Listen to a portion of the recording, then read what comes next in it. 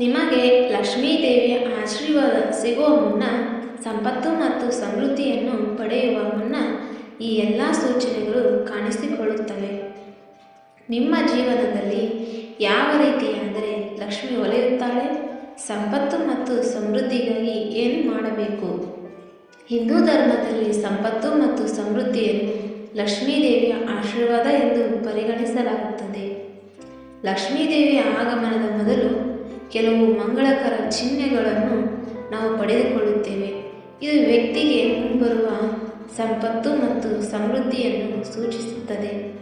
ಶ್ರೀಮಂತರಾಗುವ ಮುನ್ನ ಚಿಹ್ನೆಗಳು ಎಂದರೆ ನಿಮ್ಮ ಆರ್ಥಿಕ ಸ್ಥಿತಿ ಸುಧಾರಿಸುತ್ತದೆ ಮತ್ತು ನಿಮ್ಮ ಆರ್ಥಿಕ ಸಂಪತ್ತನ್ನು ನೀವು ಹೆಚ್ಚಿಸುವ ಸಾಧ್ಯತೆ ಇರುತ್ತದೆ.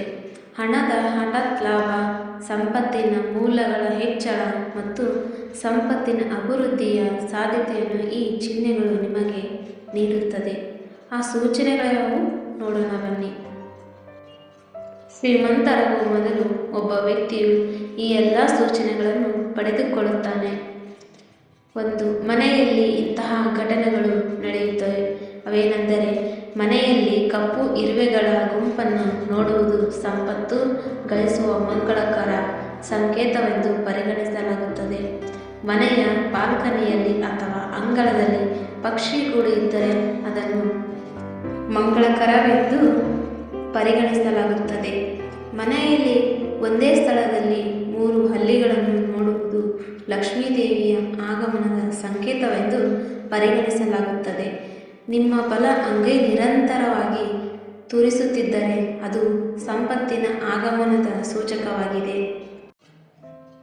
ನಿಮಗೆ ಇಂತಹ ಕನಸುಗಳು ಬಿದ್ದರೆ, ಅಂದರೆ ಕನಸಿನಲ್ಲಿ ಹಳದಿ ಅಥವಾ ಕೆಂಪು ಹೂವುಗಳನ್ನು ನೋಡುವುದು ಸಂಪತ್ತು ಪ್ರಾಪ್ತಿಯ ಸಂಕೇತವೆಂದು ಪರಿಗಣಿಸಲಾಗುತ್ತದೆ. ಕನಸಿನಲ್ಲೇನಾದರೂ ದೇವಾಲಯವನ್ನು ನೋಡುವುದು ಸಹ ಮಂಗಳಕರವೆಂದು ಪರಿಗಣಿಸಲಾಗುತ್ತದೆ. ಇದು ಸಂಪತ್ತು ಮತ್ತು ಆಧ್ಯಾತ್ಮಿಕ ಪ್ರಗತಿಯ ಸಂಕೇತವೆಂದು ಹೇಳಲಾಗಿದೆ. ಕನಸಿನಲ್ಲಿ ಕೆಂಪು ಸೀರೆಯುಟ್ಟ ಮಹಿಳೆಯನ್ನು ನೋಡುವುದು ಸಹ ಲಕ್ಷ್ಮೀದೇವಿಯ ಸಂಕೇತವೆಂದು ಹೇಳಲಾಗುತ್ತದೆ. ಎತ್ತರದ ಸ್ಥಳವನ್ನು ಏರುತ್ತಿರುವಂತೆ ಕನಸು ಬಿದ್ದರೆ ಅದು ಪ್ರಗತಿ ಮತ್ತು ಯಶಸ್ಸಿನ ಸಂಕೇತವಾಗಿರುತ್ತದೆ. ಇತರೆ ಸೂಚನೆಗಳೆಂದರೆ, ಬೆಳಿಗ್ಗೆ ಮನೆಯಿಂದ ಹೊರಗೆ ಬರುವಾಗ ಪೊರಕೆ ಹಿಡಿದು ಸ್ವಚ್ಛಗೊಳಿಸುತ್ತಿರುವುದನ್ನು ಕಂಡರೆ ಅದನ್ನು ಕೂಡ ಮಂಗಳಕರ ಸೂಚನೆ ಎಂದು ಪರಿಗಣಿಸಲಾಗುತ್ತದೆ. ನೀವು ಬೆಳಿಗ್ಗೆ ಶಕಂಡ ಮಧುರವಾದ ಧ್ವನಿಯನ್ನು ಕೇಳಿದರೆ ಅದು ತುಂಬ ಮಂಗಳಕರವಾದ ಸೂಚನೆಯಾಗಿದೆ. ಇವು ಕೇವಲ ಕೆಲವು ಶುಭ ಸೂಚನೆಗಳಾಗಿರುತ್ತದೆ. ಇಂಥ ಚಿಹ್ನೆಗಳು ನಿಮಗೂ ಕಾಣಿಸಿಕೊಂಡರೆ ಖಂಡಿತವಾಗಿಯೂ ಶ್ರೀಮಂತರಾಗುತ್ತೀರಿ ಎಂದಲ್ಲ. ಶ್ರೀಮಂತರಾಗಲು ಕಠಿಣ ಪರಿಶ್ರಮ, ಸಮರ್ಪಣೆ ಮತ್ತು ತಾಳ್ಮೆ ಕೂಡ ಅಗತ್ಯ. ಈ ಎಲ್ಲ ಲಕ್ಷಣಗಳು ನಿಮ್ಮಲ್ಲಿದ್ದು ನಿಮಗೆ ಈ ಎಲ್ಲ ಸೂಚನೆಗಳು ಕಾಣಿಸಿಕೊಂಡರೆ ಅದು ನಿಮಗೆ ಖಂಡಿತ ಯಶಸ್ಸಿನ ಮಾರ್ಗವಾಗಿರುತ್ತದೆ. ಸಂಪತ್ತು ಮತ್ತು ಸಮೃದ್ಧಿಗಾಗಿ ಏನು ಮಾಡಬೇಕು? ಲಕ್ಷ್ಮೀ ದೇವಿಯ ಆರಾಧನೆ.